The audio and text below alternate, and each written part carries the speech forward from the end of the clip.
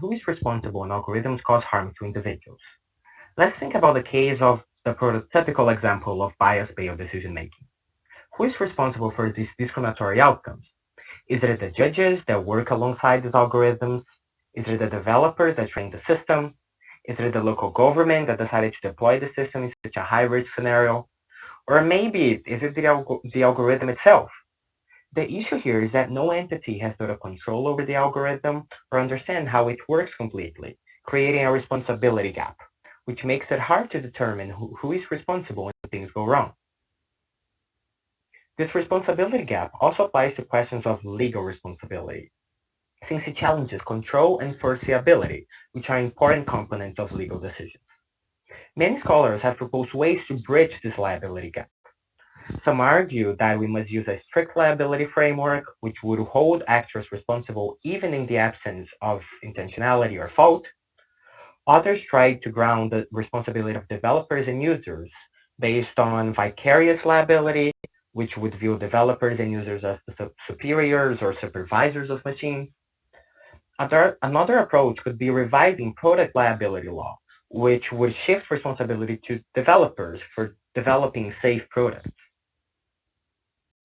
In this paper, we investigate lay people's perceptions of legal responsibility when machines cause harm. Past work has mostly focused on moral notions of responsibility. Instead of asking who is legally responsible, this past research has largely framed their questions with blame and other notions of moral responsibility in mind. Questionnaires often use ordinal scales, which cannot be easily translated to monetary judgments, which are often how legal judgments are made in the real world. Here, we focus on lay perceptions of legal responsibility by asking how much people expect to be paid as damages when machines cause harm. We ask participants to indicate monetarily how much should be paid in these situations and explore not only how much people expect to be paid, but also by whom. Machines can cause harm in so many different ways. Think about the case of manufacturing robots killing workers, accidents with driverless vehicles, or algorithmic discrimination against particular social groups. In this work, we adopt 37 scenarios proposed by prior work, which covers a wide range of circumstances, from autonomous vehicles crashing to improper advertising. In our study, participants read 8 vignettes out of the 37, such as the one in this slide here, and answered several questions. Participants indicated how much they expected the user and the company that developed the machine to pay as damages for the machine caused harm. Here, we call the company that developed the machine as developers. Participants also indicated the perceived moral wrongness of the scenario using a 7-point scale and whether they identified any victim in the vignette. When looking at how much people expected to be paid as damages, we found significant variation across scenarios. In some, people expected no damages to be paid, while in others, people called for a large amount. We thus analyzed our responses using hurdle models, which is a two-step framework modeling separately the likelihood of obtaining zero values and distribution of non-zero values, which means that we first analyze whether people called for damages, in other words, whether people expected users and developers to pay for the harm, and then we analyze what is actually associated with expected damages, how much people actually expected to be paid. Scenarios where participants identified victims were 10 times more likely to lead to legal damages. When damages were awarded, victims led to an increase in 262% in how much people expected to be paid. When looking at perceived wrongness, scenarios perceived as more morally wrong were both more likely to lead to legal damages, but were also associated with a larger amount in situations where damages were awarded. When looking at differences between users and developers, we found that users were twice more likely to be exempted from paying damages. In other words, people were more likely to turn to developers when identifying who is liable for damages. However, as I will discuss a little bit later in the presentation, some scenarios show the opposite trend.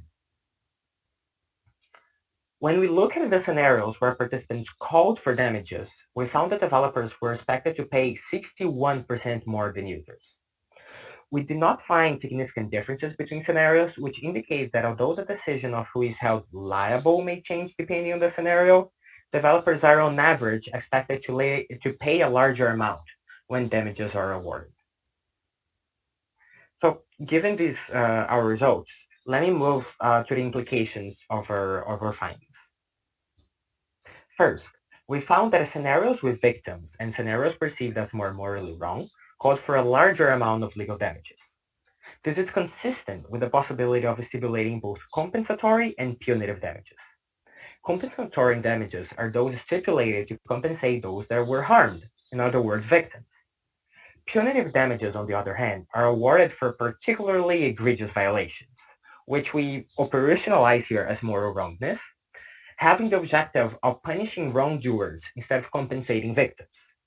Although these two factors are not exhaustive, right, it doesn't really explain everything that people take into consideration, our work exemplifies how several factors come together to determine how much people expect to be paid as legal damages.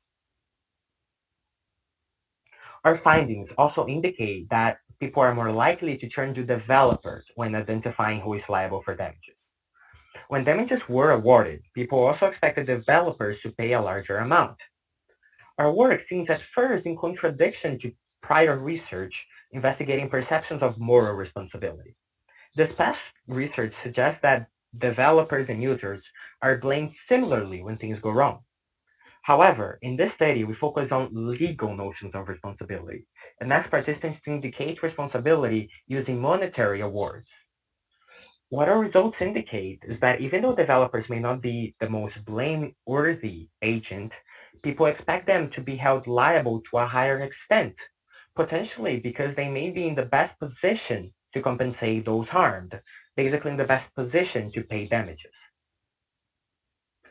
That is not to say that users are exempt from liability. In some circumstances, people first turn to users when identifying who is responsible. One scenario where that happened depicted a town's government using an algorithm to decide what to do during a tsunami. The government's decision to use an algorithm could have been perceived as a breach of the standard of care, since using an algorithm for such a high-stakes scenario is not the standard course of action, which could have shifted liability to the user. Our results have several implications to regulation of machines. People's tendency to turn to developers when identifying who should pay damages could be considered when designing policies aiming to deal with questions of liability for machine-caused harm. For instance, policymakers could focus on reforming product liability laws in order to focus liability on developers, which is actually something that the European Union has recently proposed. Another factor that could be taken into consideration is the fact that people hold both users and developers liable, suggesting that joint liability frameworks, which would hold multiple actors jointly responsible, could be aligned with lay people's expectations. Nonetheless, our research shows that people have varying expectations about how much should be paid when machines cause harm, and importantly, by whom, raising the question of how to adapt existing liability frameworks to account for this large variance in people's expectations. People may not agree with applying the same framework to a wide range of machine-caused harms. Thank you very much for listening. I'm looking forward to any questions that you may have on the online platform, and thank you.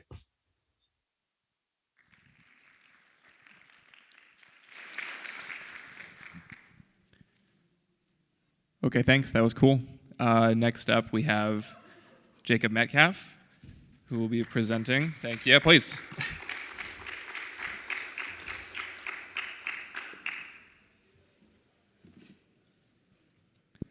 Taking algorithms to courts, a relational approach to algorithmic accountability. Please, Jacob.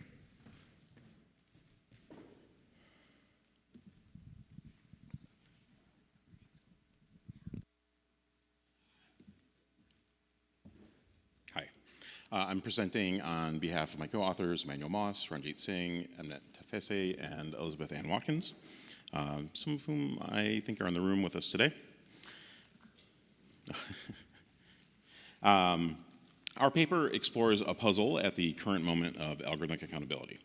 Collectively, developers, regulators, academics, and community advocates have made rapid advances in understanding how algorithmic systems can pose systemic risks and cause harms. Yet there are few formal avenues to contest the development and deployment of any given system.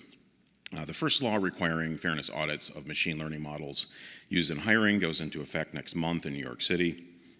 A law requiring impact assessments of all sensitive algorithmic systems is currently under consideration in the California Senate, in addition to similar laws under consideration in the US Congress, all of which share some family resemblances with the EU AI Act. So there's now a clear momentum at least, towards a governance regime centered on measuring how these systems function and assessing what their consequences are in the world.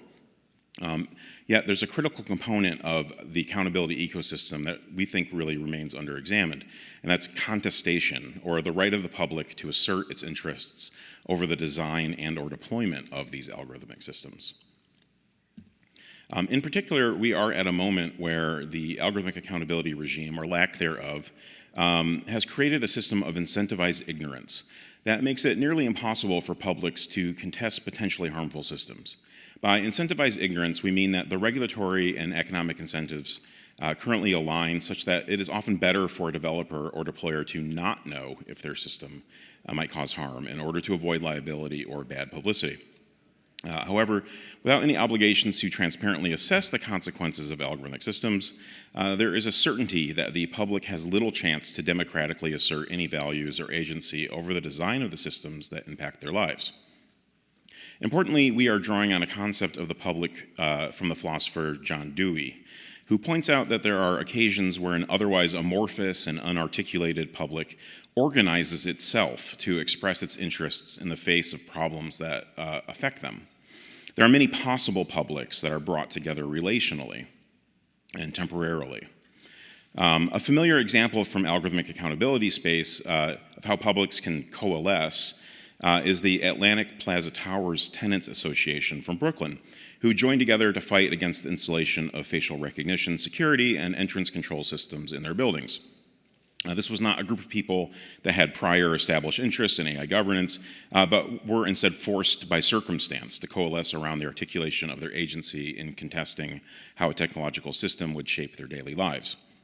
Another example will be explored in the closing keynote following this session, which is examining a community-led police violence database labeling project. We take it as a core motivation of AI governance to make many more such publics structurally possible, without prefiguring what those publics might want. So a commonly used framework for understanding algorithmic accountability was first proposed by the organizational sociologist Mark Bovins as a way to understand large institutions in US and EU democracies as, quote, a relationship between an actor and a forum, one in which the actor has an obligation to explain and to justify his or her conduct, and the forum can pose questions and pass judgment, and the actor may face consequences, end quote. Bovins was interested in accountability as a way to describe any mechanism that makes powerful institutions responsive to their particular publics. As noted by Moranke Viringa in her 2021 fact paper, Bovins' articulation is especially apt in the context of algorithmic systems, and is particularly useful for understanding the regulatory state that is increasingly being turned towards AI and data industries. However, as our paper explores for algorithmic accountability, there are major questions remaining for this dyadic formula. Most importantly, how can the public make demands upon the forum to justify the adequacy of its assessment processes and the robustness of its assessments? Particularly in a highly technical regulatory environment, actors and forums speak a common language that may not be acceptable or legible for the publics which need to coalesce around algorithmic harms. Transparency documentation that is increasingly routine, like model cards, were largely created for utility within an engineering and product design environment, not to facilitate democratic contestation over values and outcomes. We contend that a dyadic relationship between regulator/forum and developer/actor is inadequate for the purposes of algorithmic accountability precisely because it cannot foreground the interests of impacted communities and individuals. Extending the form-actor dyad, we suggest a third entity, the public and its collectivities implicated by algorithmic systems, ought to be structurally positioned to hold the forum accountable. When actors are themselves tasked with implementing oversight practices demanded by a forum, which is a common regulatory structure, regulatory goals inevitably shift toward the actor's priorities. In our proposed triadic model, the public serves as a counterweighting third entity. Crucially, such accounting requires more opportunities to litigate lived consequences of algorithmic systems, which implies procedural access to courts. The underlying rationale of algorithmic accountability must be that developers and operators should be responsive to the people who use or are otherwise affected by their systems. Accountability resides in the relations between the developers, regulators, and public, not in the algorithmic systems, nor in the developers' practices. A relational approach structures accountability around conditions of possibility for publics to emerge, cohere, and assert their shared interests to regulators and developers who are obligated to listen. Examining how digital harms can and cannot be heard in courts currently illustrates the importance of establishing a triadic accountability relationship in the regulation of algorithmic economies. In the modern regulatory state, contestation over the development of technological systems often takes place within the context of contestation over the formal structures of accountability, whose interests get heard, how they get heard, when they get heard. Thus, courts are an essential aspect of any mature algorithmic accountability regime, but currently courts are the primary blocker to achieving algorithmic accountability, precisely because it can be so hard to achieve standing for any type of digital harms, due in large part to the model of incentivized ignorance we've previously identified. In the US, the right to stand before the court and have one's grievances against another party considered is guaranteed in the Constitution, as long as the claimed harm meets certain standards. Yet privacy law experts have pointed to the thicket of sometimes contradictory legal precedents, standards, and taxonomies that limit plaintiffs' capacity to reach standing or redress in digital harms cases. Privacy harms, which share a family resemblance with algorithmic harms, can be diffuse, speculative, and downstream. Yet standing requires material events that injudiciously limit plaintiffs' options for recourse. This implies legislators will need to statutorily recognize new categories of rights around information technologies, which turns out to be a rather tall burden. In our paper, we show that these challenges for standing play out across three types of algorithmic harms. For the sake of brevity, I will briefly consider only one, representational harm.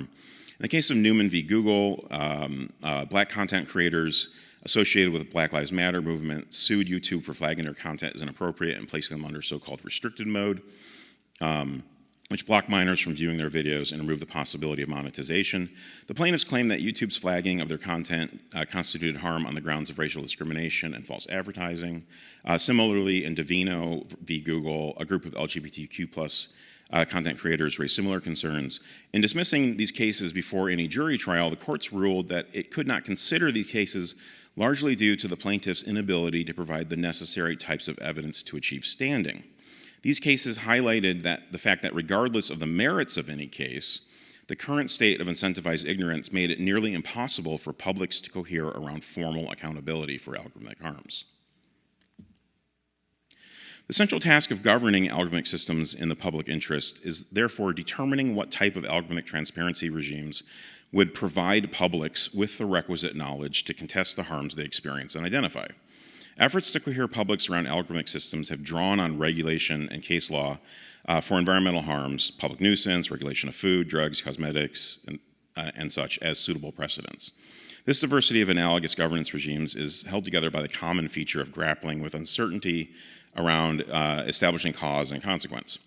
Along these lines, algorithmic accountability assessments are increasingly invoked as an appropriate mechanism where there are diffuse, probabilistic, and potentially novel forms of harm and many intersecting interests implicated in proposed development or deployed system. Inferring from other domains of impact assessments, AIAs have the potential to partially redress the challenges of building capacity for algorithmic accountability. Where courts now refuse standing for algorithmic harms, an AIA regime may create procedural rights that can protect substantive rights that courts have struggled to recognize. Making algorithmic harms more cognizable to courts shifts the field of relations to be considered in evaluating the impact of a system fosters norms that developers attend more closely to its possible harms, and provides a backstop for impacted publics to seek due process and remedies. While there are plenty of reasons to be skeptical of that any algorithmic accountability regime built on transparency documentation will alone move power away from developers, what it can do is establish the possibility for informed contestation, structuring accountability relationships between actors, forums, and publics that does not currently exist. Thank you, and we look forward to your questions.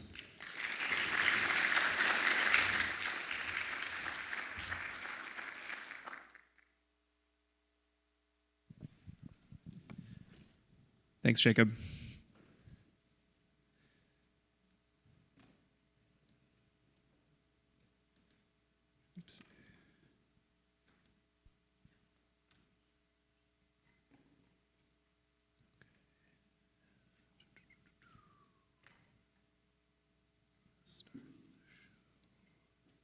Daisy.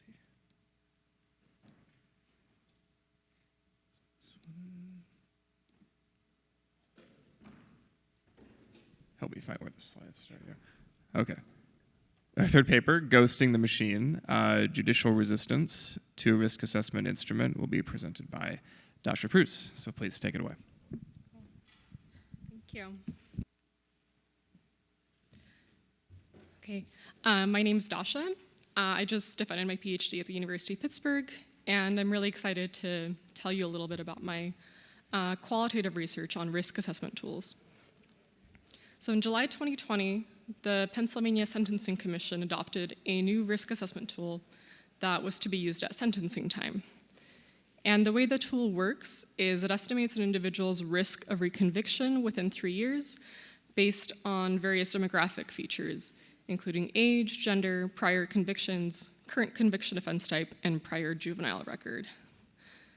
And depending on how statistically associated each of these factors is with the outcome, it's assigned a weight in the tool.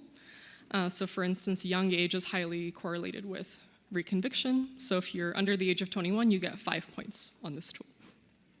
These weights are then summed up to make a risk score, and these are binned into qualitative categories. And for low and high risk defendants, the tool recommends that the judge orders what's called a pre-sentence investigation report, which is a report that's prepared by a probation officer. And the idea here is that for low and high risk defendants, judges may be encouraged to assign an alternate sentence. So the motivation for tools like these is grounded in a reform movement in the US called the evidence-based sentencing movement.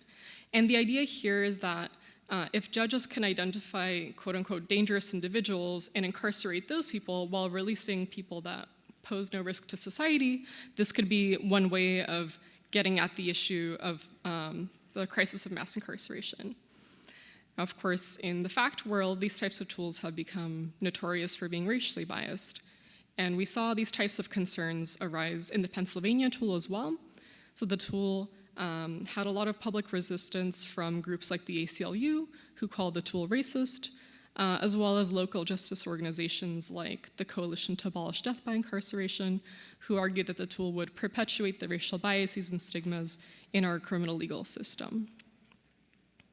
Now, both of these perspectives buy into what I call AI hype narratives around these tools. So on the one side, you have proponents of the tool saying that they're going to be a reform for mass incarceration, and on the other side, you have people saying that these tools will make an already structurally racist system even more racist in these strong ways.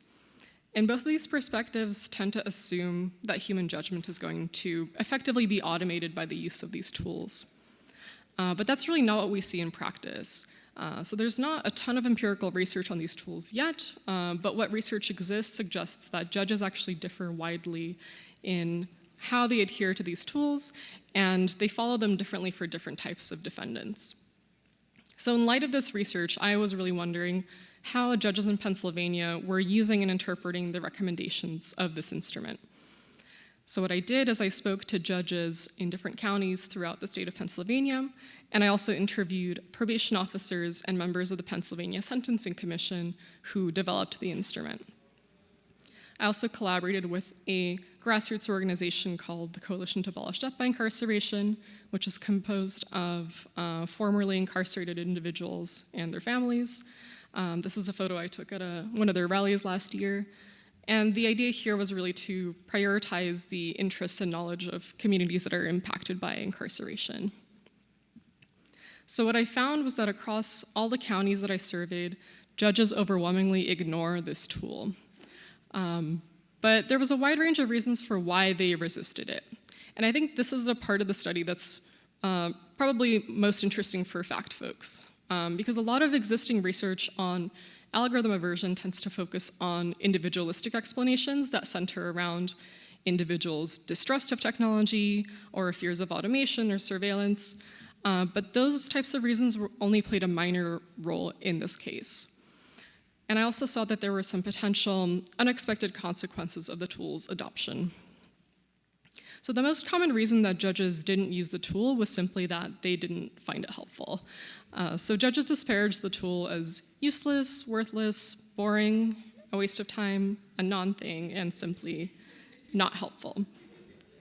And the main reason for this is that in response to years of public scrutiny, the Sentencing Commission removed piece by piece the most controversial parts of the instrument. And as I already mentioned, the final version of the tool recommends that judges order a report for certain types of defendants. But when I talked to judges, they told me that they weren't really interested in changing when they ordered reports. Basically, they would order reports for cases that were more serious, but in some counties, judges didn't really find the reports useful to begin with, so they didn't really order them at all. So that was a policy that really varied county by county. Judges also told me that they would have actually wanted to see other types of data at sentencing time, including information about what the impacts of different sentencing practices are on recidivism, as well as information about how those risk scores were actually derived. The other common reason that judges didn't use the tool was simply that they weren't really sure what it did or where to find its recommendations. As one judge put it, I never knew where that information was going to be provided for me. Was it going to come in an email, a news blog, a winter weather alert? I had no idea.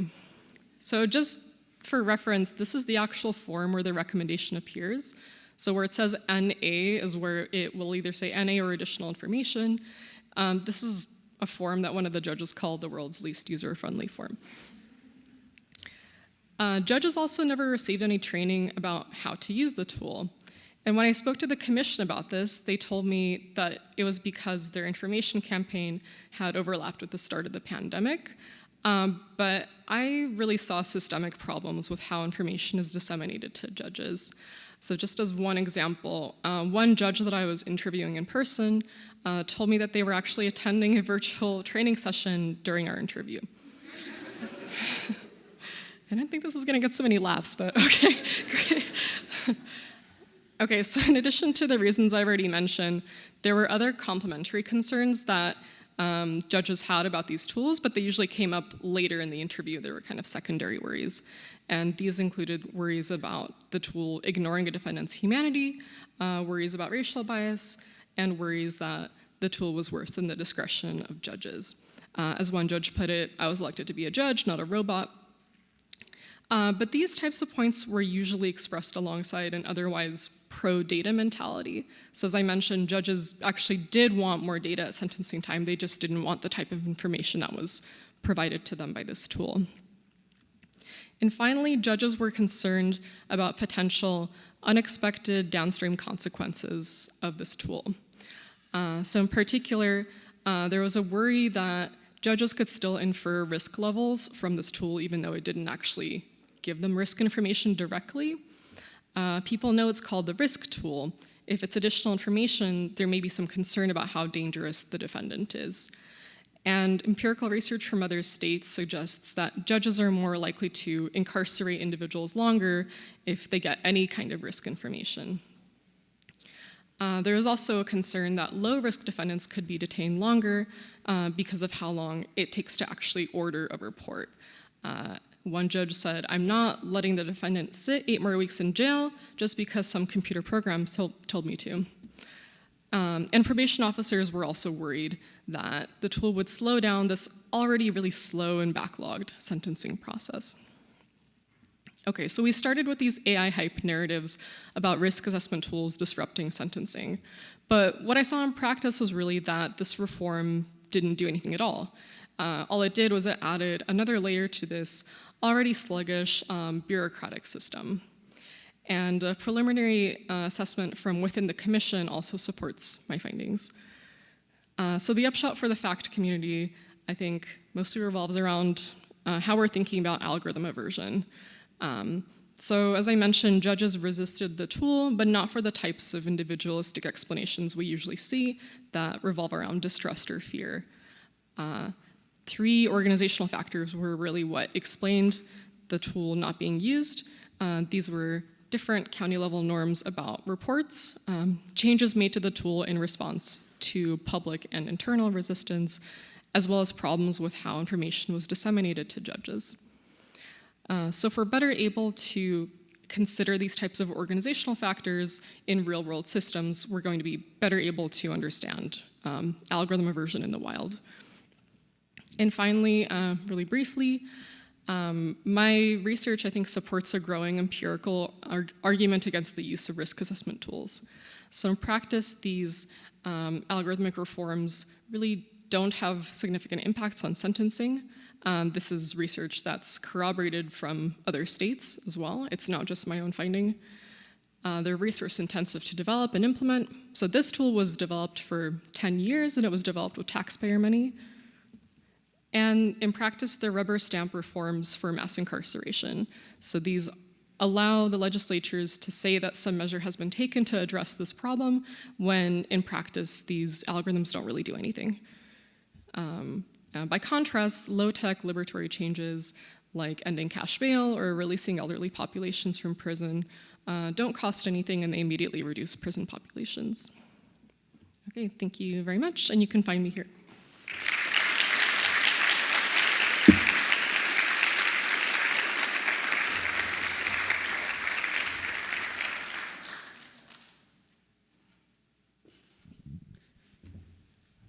Okay, thanks.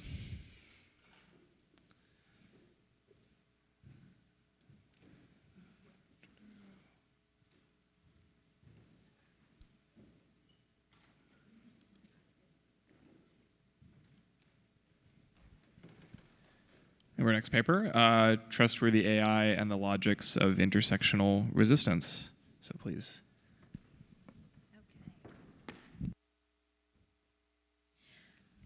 Right. So imagine 2 members of the public are asked about their trust in an AI system.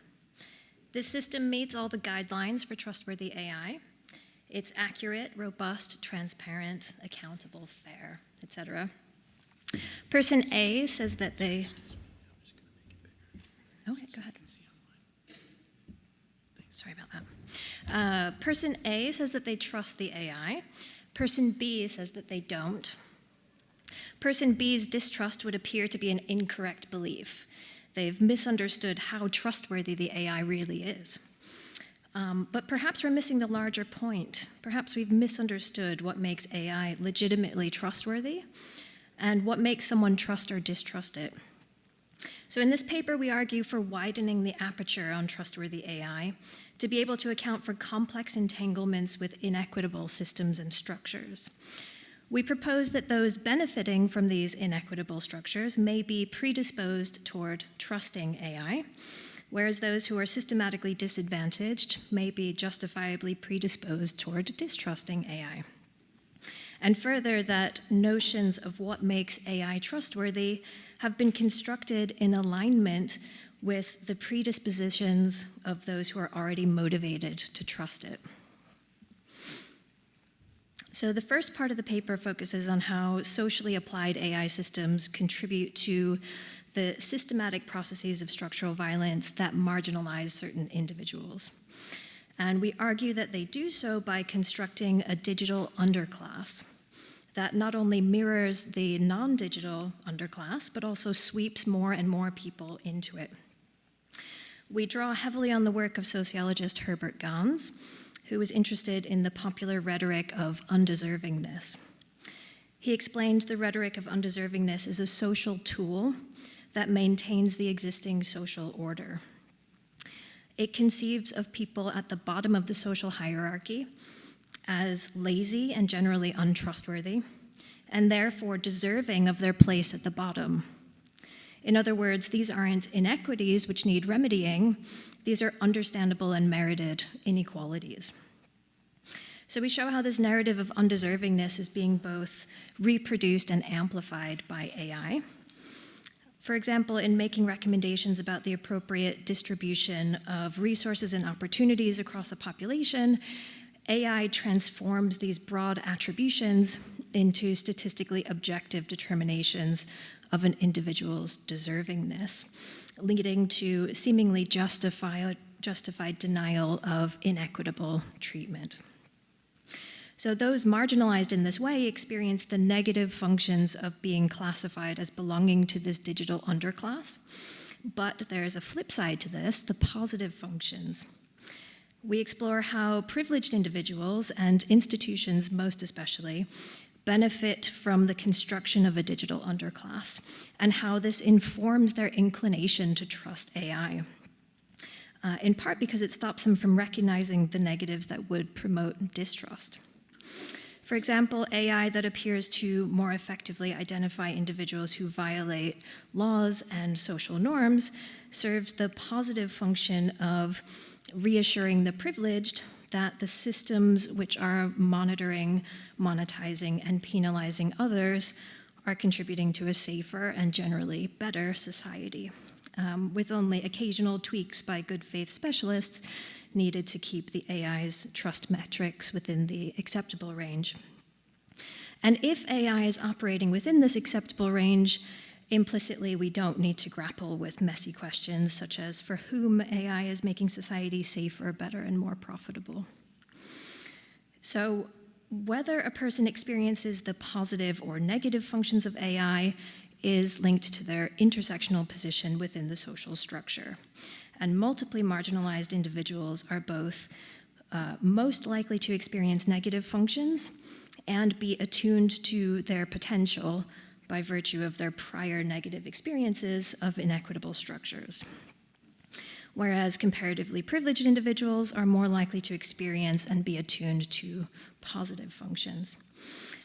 Those attuned to the positive functions will tend to focus on what they gain and therefore need much less convincing of AI's trustworthiness.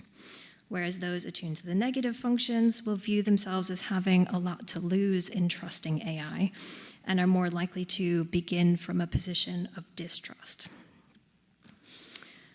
So the second part of the paper critiques trustworthy AI principles as a sufficient basis for establishing trust for those experiencing negative functions. We note that these principles are developed by people for whom the positive functions are clear, and this means that the principles are designed to shore up and preserve the trust they already have in AI. As important as these principles are for promoting trust by those tuned into the positive functions, they're orthogonal to the concerns that provoke distrust by those likely to experience the negative functions. So this means that checklists of technical parameters and processes that relate to a very limited notion of trustworthiness are likely to amplify both positive and negative functions, increasing trust for some, and quite possibly decreasing trust for others if not seen as irrelevant by them. So as befitting this conference, we explore how principles of fairness, accountability, and transparency could be reimagined to address the trustworthiness concerns of those most likely to experience negative functions. Now, this is a radical position, we think. It means that the conversation about whose trust matters needs to shift. For those who are likely to benefit, AI use is often discretionary. They have some control over whether they interact with and adopt AI. And this has meant that their trust is highly coveted by those developing it. But the digital underclass generally can't avoid AI that they distrust. In effect, their distrust doesn't hinder anything for those who would create and deploy such systems. But we still think their distrust matters because it points towards amplification of social harms that should distress most developers and deployers of AI. So, given this state of affairs, what do we recommend? I can't really do justice to our recommendations in the time remaining, so hoping you're going to read the paper for those details. But to give you a sense of what to expect, what we do is we examine what appear to be the implicit aims guiding each of these principles to see whether these aims actually engage with the deeper issues that create distrust of AI. So as an example, when thinking about how transparency can be relevant to fostering trust, we discuss how a strong signal of being committed to being trustworthy is in fact being open and honest about the practical barriers to anticipating and mitigating all harms. And in doing so, facilitating a conversation about how these harms might manifest going forward. So compare this with the more typically backwards-facing aim of disclosing what was done in the development process, implicitly conveying that all issues have been suitably addressed. So to conclude, Trustworthy AI has focused on cognitive and affective dimensions of trust, but our paper unveils the important and thus far neglected cognitive dimension, or what informs a person's disposition to trust or distrust AI. The public is frequently polled about their level of trust in AI, and it's not necessarily clear what people mean if they say they distrust it.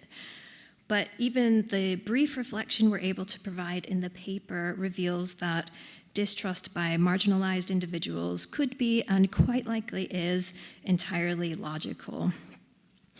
While we've offered recommendations that might promote greater trustworthiness, it's important not to confuse this with the explicit aim of reducing distrust of AI.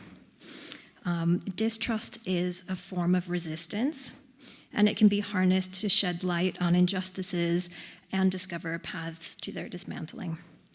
And now, it's entirely possible that distrust will wane as the field responds to the moral objections of those not traditionally listened to.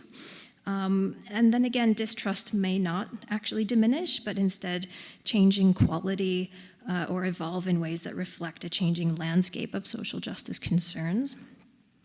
So rather than aiming to eliminate distrust, what's important is that it's listened to, inspiring better and more socially just AI.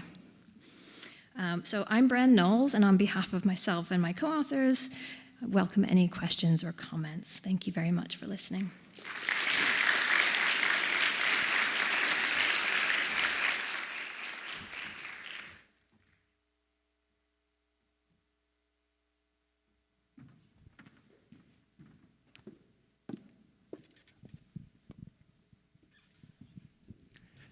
Thanks a lot.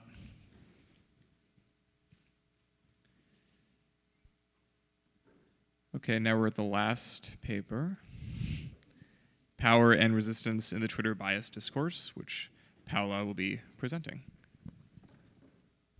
Hi.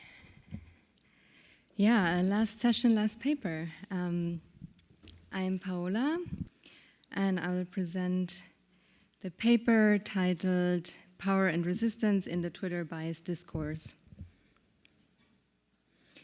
So first I'll introduce the case study of Twitter's saliency-based image cropping algorithm.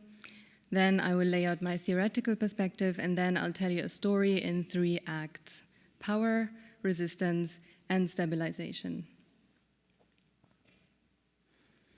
So when a Twitter user includes images in a post, the platform crops these images to create a preview in the timeline. And in doing that, the built-in mechanisms determine what is to be seen in the preview and what is not. And in 2020, I'm sure many of you know, several Twitter users complained about racial bias, claiming that Black persons were being systematically cut out of these previews. As a response, the former Twitter researchers published an in-depth bias analysis, and the bias-prone tool was removed. And then Twitter hosted the famous first algorithmic bias bounty competition, in which everyone was invited to detect harms caused by the cropping tool.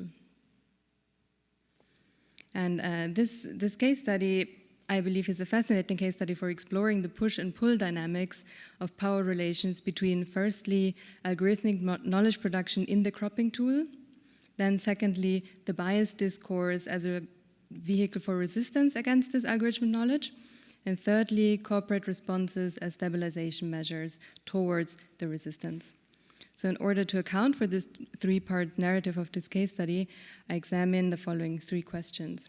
First question is, how is algorithmic and especially database knowledge production around the image cropping tool entrenched in power relations? Second question is, in what way does the discourse around bias serve as a vehicle for resistance against this power? And how is it effective? The third question, how and to what extent did Twitter as a company stabilize its position within and in relation to the bias discourse? And to explore these questions, I use a twofold interdisciplinary perspective. So firstly, an intra-mathematical perspective that examines the mathematics underlying the machine learning system and the bias analyses as well. And secondly, Foucauldian concepts that make it possible to view mathematical tools as articulations of power relations. So we've heard a lot about power at this conference already, and Foucault's concept of power has many facets, and I focus on power as the multiplicity, I quote, multiplicity of force relations. So power is relational, and power relations make us do things. And as such, power is deeply productive and it produces reality. And power is not something to be had, but it's dispersed and always being negotiated and always being reconfigured. And power is intrinsically connected to knowledge, the second concept. And here, knowledge includes, for example, every output of a quantitative method, so every specific image crop, as well as every result of a bias analysis. And knowledge, of course, does not stand by itself. And it's discourses that shape and structure and create the meaningful knowledge and thus reality, including all the definitions, all the testing assumptions, and all the claims that can be made on the basis of a certain result. So let's go to the story, Act 1, Power. So in 2018, Twitter introduced a cropping system that centered a crop on the most salient area of an image, and saliency was assumed to be a good indicator for the most interesting region of a photo. And a supervised learning model predicts the most salient area of this image, and the training data consists of just a bunch of images, and the labels are the corresponding saliency heat maps.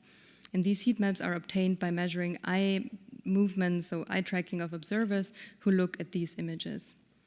And the data that was used to train the model is publicly available. You can check it out. It's very interesting to look through all these folders.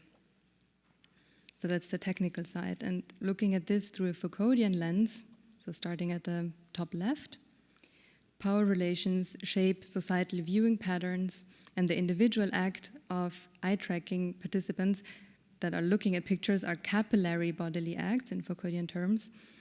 These acts are aggregated via the distilled saliency heat maps and transposed into database knowledge via the cropping tool and the model. And this knowledge in the form of the cropping tool is amplified to millions of users of screens. So quite literally, all in all, power becomes knowledge and knowledge becomes power. Act 2, Resistance. In the paper, I examined 3 bias analyses of the cropping tool. So on the left-hand side, Yi et al. And Birhani et al. Use a multi-image approach in which they concatenate pairs of images of different demographic groups and observe the model's behavior on these demographic groups statistically. They curated datasets of 4 intersectional demographic groups, and according to the fairness metric of demographic parity, the cropping tool should treat the demographic groups roughly equally on average. Bogdan Kulinic uses a single image approach in which he fabricates synthetic face images using a GAN, optimizing for maximal saliency, and he then looks at the images and observes what kind of changes to the faces increase the saliency. And all 3 analyses conclude that the tool is indeed biased. However, in order to measure bias, one has to define what one means by the term bias, and defining bias always requires an underlying concept of what is alike and what is different. And bias then is a differentiation made by an algorithmic system that is in some way, as we decided, undesirable. So in the fairness metric of demographic parity, for example, comparability is implicitly defined as two images of faces that are concatenated. So confronted with these similar images, the model should not be systematically favoring one demographic over another. But similarity and difference are concepts that are very difficult to robustly design in visual data because of the inherent gap between human vision and computer vision. And Berhani et al. Stated that even changes in the height to width ratio of the images change the results. So it's still the same images of the same humans with different height to width ratios, different sizes, and the cropping tool behaved differently. So in this paper, I discuss extensively the epistemic limitations to bias testing, using also adversarial examples as an illustration, and I conclude that the knowledge produced in the bias analyses is porous and could have been contested.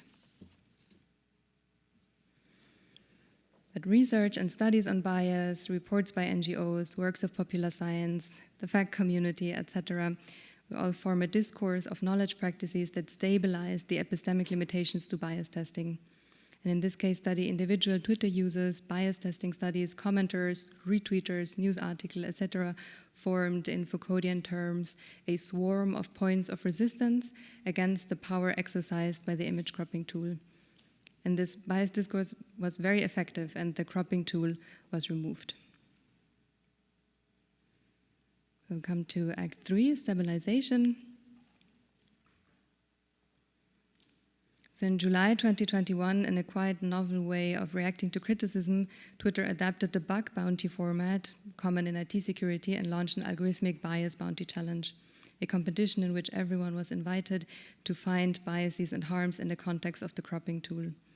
And from a technical perspective, it's to be noted that the prediction model itself was not made transparent. There was only access via a black box API. And also compared to regular bug bounties, the total monetary compensation was relatively low. I think it was $7,000 in total. And all participants who submitted work but did not get one of the 5 prizes were not compensated at all.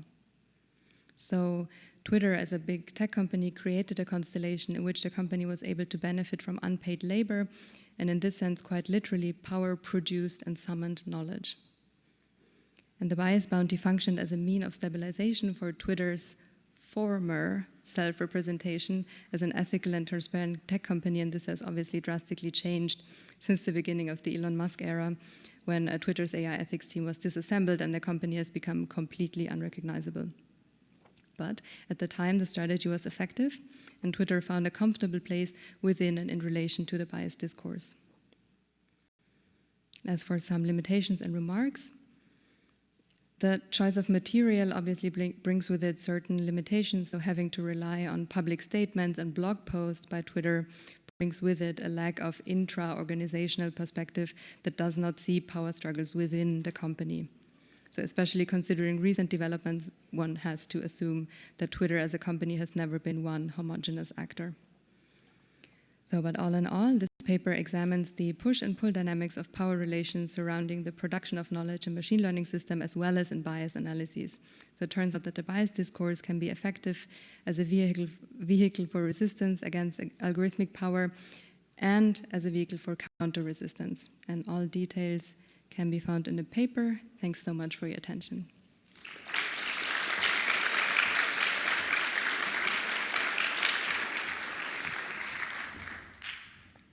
Okay, thanks. You can actually stay up there. We're going to have the speakers come up briefly, stand with authority up on the platform. Not power, though. Maybe a little bit of power.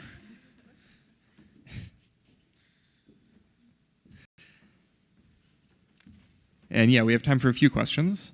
The first one I think we'd like to see, I think since you're at the mic, please line up at the mic if you'd like to take a question, and please go ahead, and I'll be consulting online to see if there's other questions on there that we can take. Please. Thank you for a collection of really neat papers. So this question is primarily for Jacob, and I forget the presenter's name from Pitt, but yeah, also the Ghosting the Machine. So I find myself very perplexed by, I think, these case studies of public service agencies that have enduring commitments to use of AI despite like many years of scrutiny in like journalism and research. And I'm saying this from the perspective of like, we work in healthcare, there's many systems that we build that we either don't implement because they don't work, or like there's not alignment with frontline priorities, we turn them off. Like, and I understand this is meant to be a research conference that's looking at systems in use, but I'm just curious, like, are these things turned off? Like, where are the stories of these things turned off? And like, are we celebrating them, or like, just it doesn't make sense to me why they're still even used.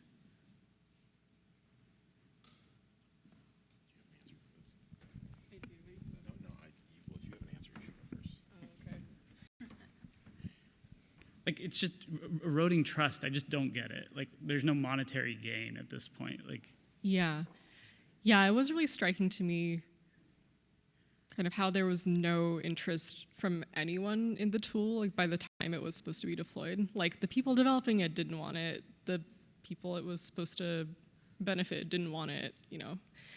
But there was a legislative mandate that had passed, and so they were required to push something through. So in that case, there was like a legal requirement. So they would have had to actually overturn the initial legislative mandate to not have the tool. But a lot of activists still saw the final version of the tool as a win because it was so useless. Like it couldn't really harm anyone. yeah. But like that was better than nothing. Like actually Hannah Sassaman, who's like with Decarcerate PA in Philly, she was one of the co-curators of the craft sessions. That was how she described the tool. Like this was a win for activists. But there's not a lot of, like the problem in the public sector in general is there's not a lot of money, or there's no resources to follow up on things that get implemented.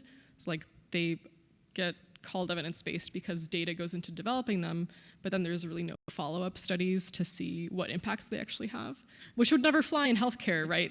Like that would just not happen in any other area. Okay, maybe. Okay, I don't work in healthcare, so I won't.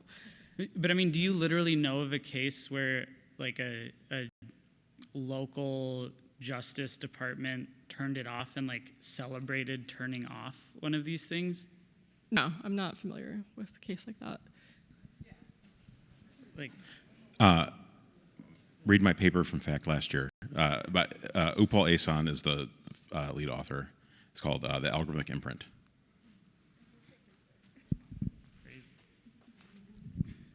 Thank you. And no? Okay, please go ahead. Hi. Thank you very much to all the speakers for their presentations. I have a question specifically for Jacob, I think. Okay. Thank you very much. It was very interesting, and it's good to see that somebody else is thinking about, okay, let's add some more rights in relation to, for example, impact assessments and so on. I was wondering which rights specifically were you thinking about? For example, you will refer for a while to environmental democracy, I think. So were you thinking about participation, information, access to justice? Is there something else? Thank you. I was more referring to analogizing. So that there's examples, that we already have in regulatory spaces and in administrative law that we can lean on to understand how we could use the regulatory state to allow publics to cohere and assert their interests around what algorithmic systems that we would desire to have, right? Like that's the problem that the paper is trying to tackle is how can we structurally enable publics to cohere, to assert their interests, to make it possible to say, yes, we want it, maybe we want it a different way, or no, we don't want it. Essentially, that requires information, right? Like, the point of algorithmic transparency should be to enable democracy. And it's that pairing of those two things that I think is really missing in the conversation between the, the transparency and the accountability. As the democracy is the point of it. And so, that's why we use the phrase informed contestation. The contestation only happens if you have the information. That's the pairing we're trying to work with. Thanks. I think we'll have time for at least one more question. Hi there. My question is about the paper on the Twitter bias discourse. So at the end of your presentation, you concluded that that this bias discourse could be used, by power in order to reify itself, and sort of as like a photo op, just sort of a sort of empty gesture towards this discourse of concern about algorithmic bias. And I was wondering, do you have any sense of how, like, we as researchers in the field can, like, I don't know, check ourselves to make sure we're not doing that? Does any of the stuff on Foucault, can that be applied here? I'm a computer scientist. I don't know much about Foucault. Yeah, that's such a great question. I was asking that myself. I'm a mathematician and I've worked so much on bias, and then I thought, oh, am I complicit in some kind of, I don't know, biasy washing stuff? I don't have an answer. Maybe to productively engage with the limitations and to make them transparent as well. I mean, that does stand in conflict with research where everything has to be, robust, and but we know the limitations of stuff. We know what we're doing, and in making that transparent and maybe productively engage with that and making every tiny assumption explicit, there can be at least something that can be also speaking to the other comment contested, and it's an ongoing thing. But yes, I'm worried as well. Thank you. Thanks. Okay. Are there any online questions? No, not yet. Okay, I think we'll go ahead and wrap up the session then. So let's thank all of our speakers one last time.